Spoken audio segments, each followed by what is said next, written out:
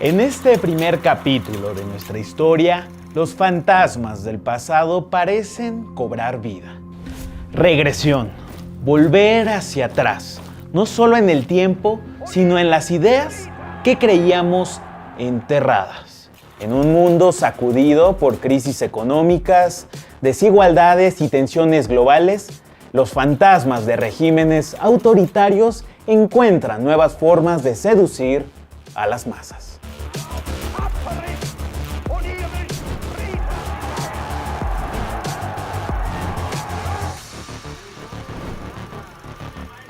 Mexico's gonna pay for the wall. We're gonna stop. Que una bestia en medio de la avenida. En este capítulo exploraremos cómo el ascenso de la ultraderecha en diferentes partes del mundo configura un escenario de regresión, un retroceso que amenaza las conquistas obreras, campesinas, peligran los derechos humanos y el pluralismo que alguna vez creíamos asegurados.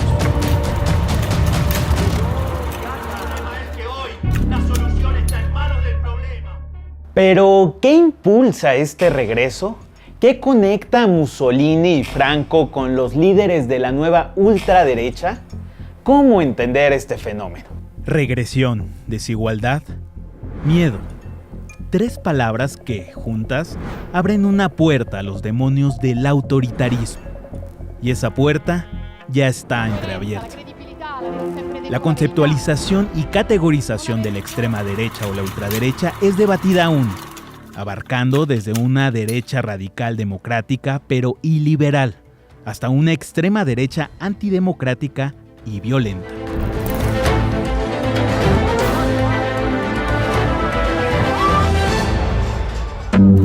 Aunque cada región tiene sus particularidades, los movimientos ultraderechistas comparten un hilo conductor, un patrón que atraviesa fronteras.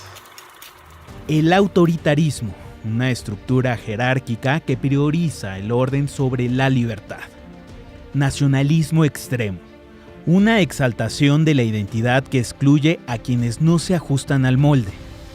Exclusivismo cultural, un discurso que margina a minorías y resiste la diversidad, defiende valores conservadores tradicionales, oponiéndose a derechos como el aborto y el matrimonio igualitario, desde una postura radical y polarizadora.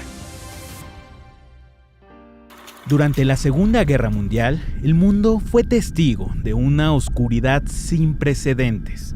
Regímenes de extrema derecha como el fascismo de Benito Mussolini y el nazismo de Adolf Hitler desataron un horror que quedó grabado en la historia.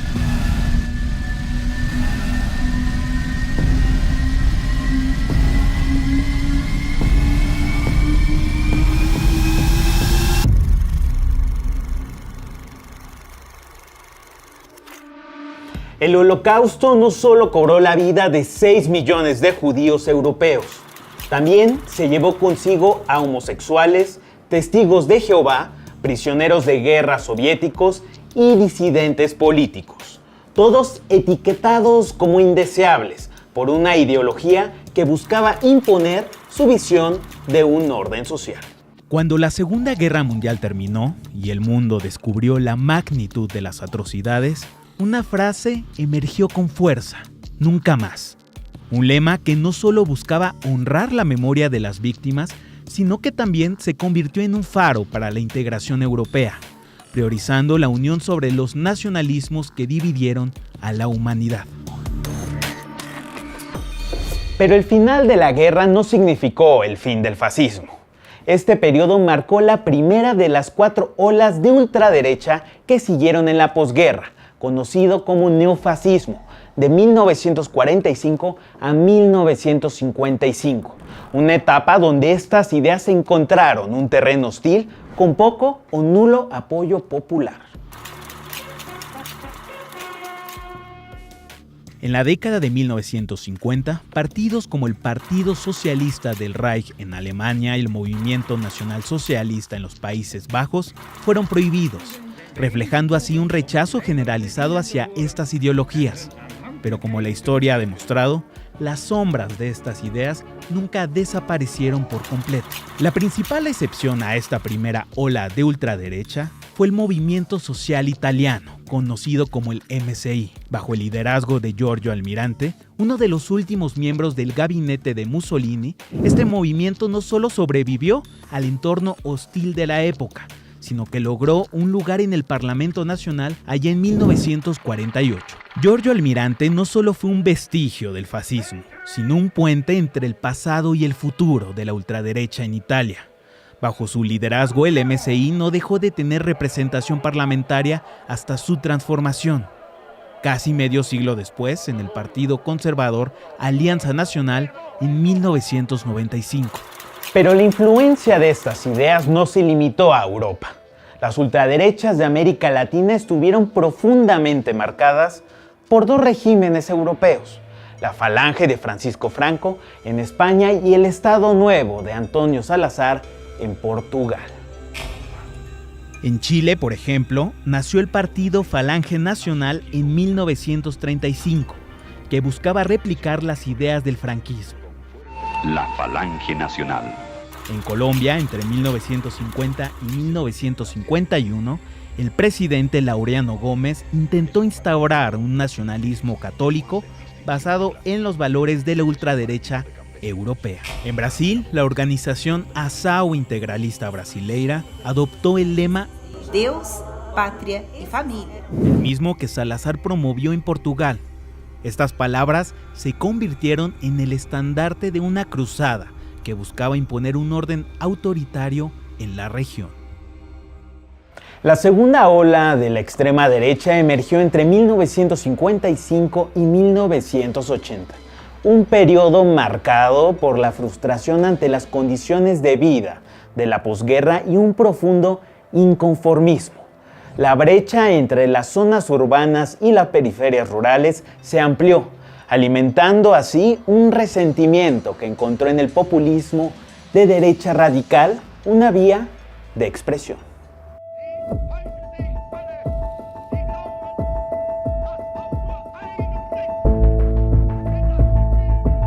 Uno de los ejemplos más emblemáticos de esta tendencia fue la Unión de Defensa de los Comerciantes y Artesanos, el Puyadismo, liderada por Pierre Puyade en Francia, que se alzó como una respuesta a la creciente centralización del poder y la crisis económica de la época.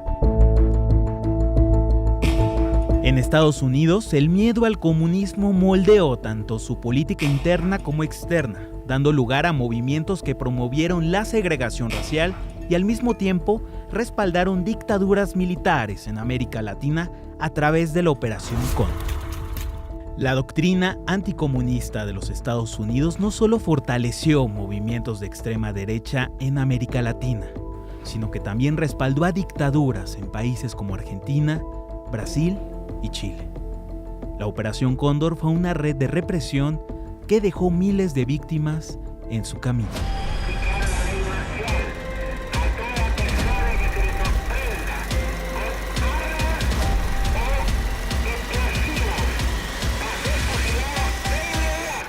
En el ámbito doméstico, Estados Unidos enfrentaba sus propios demonios. La agenda segregacionista encontró su voz en figuras como George Wallace, candidato presidencial en 1968, quien promovió la segregación racial y logró victorias en 5 estados del sur de los Estados Unidos, históricamente ligados a la Confederación y la esclavitud.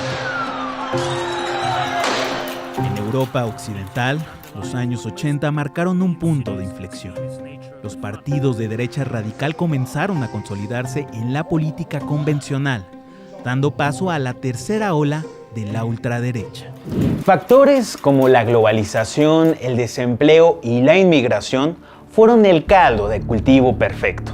Para finales de los años 80, partidos de extrema derecha habían surgido en la mayoría de los países europeos, captando así el 4.4% de los votos del electorado en la región.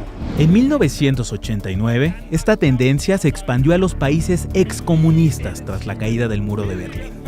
En un mundo que transitaba al capitalismo, el discurso de la ultraderecha encontró nuevas audiencias. Mientras Europa consolidaba esta tercera ola, Estados Unidos y América Latina enfrentaban sus propias manifestaciones de extremismo.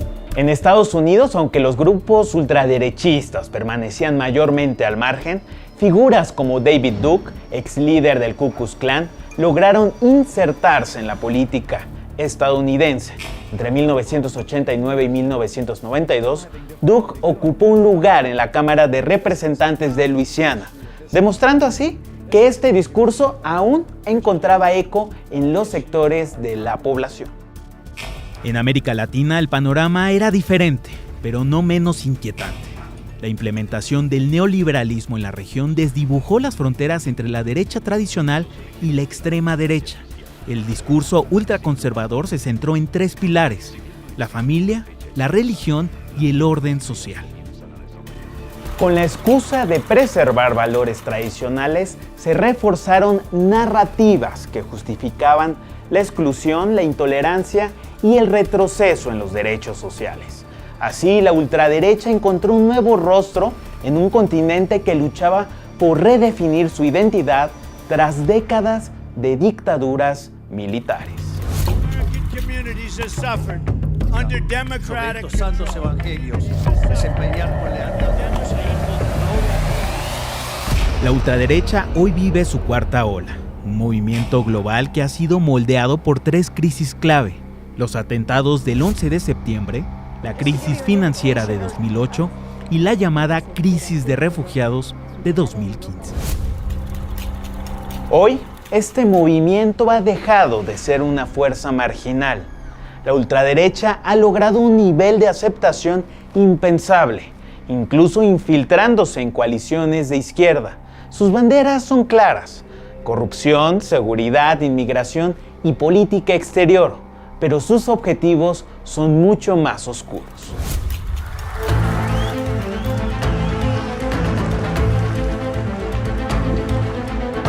En Europa, el ascenso de la ultraderecha genera intensos debates sobre el futuro político del continente. En las elecciones al Parlamento Europeo de 2024, cerca de 497 de los 720 escaños fueron ocupados por fuerzas conservadoras o ultraderechistas, consolidando así su influencia en naciones como Italia, Francia, Austria y Alemania. En Alemania, Alternativa para Alemania, AfD, se posiciona como la segunda fuerza política. En España, la historia no es diferente. Vox ocupa el tercer lugar. Y en Hungría, Viktor Orbán, con su partido Fidesz, ha combinado el nacionalismo de derecha con posturas ultraderechistas, gobernando durante 14 años en constante desafío a la Unión Europea. Pero no solo Europa. En Estados Unidos el fenómeno ha alcanzado nuevas alturas. Donald Trump, el republicano que gobernó entre 2017 y 2021, regresa a la presidencia. Su victoria, a pesar de enfrentar múltiples procesos judiciales, evidencia el declive de los demócratas y el auge del discurso ultraderechista. América Latina, durante la primera década del 2000, vivió un auge de gobiernos de izquierda impulsados por la desigualdad socioeconómica y su promesa de fortalecer el papel del Estado. Pero como siempre, la política es un péndulo. Cuando el péndulo comenzó a moverse hacia la derecha, lo hizo con fuerza. El caso más representativo fue Jair Bolsonaro, elegido presidente de Brasil en 2019. Un hombre que no temió mostrarse abiertamente homófobo, racista y machista. Su discurso no solo cautivó a Brasil, sino que inspiró a muchos otros. Figuras como Javier Milei en Argentina, con su discurso libertario y antisistema, y Nayib Bukele en El Salvador, conocido por su estilo autoritario, marcaron el inicio de una nueva era en la política de extrema derecha en la región. El crecimiento de la ultraderecha en el mundo no es un fenómeno aislado.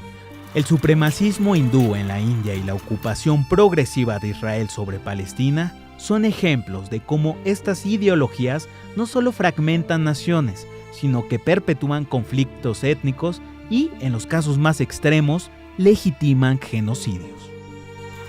Trump, Santiago Abascal, Víctor Orbán, Giorgia Meloni, Matteo Salvini, Marine Le Pen, Jair Bolsonaro o Javier Milei. Esto es Regresiones, el ascenso de las ultraderechas en el mundo.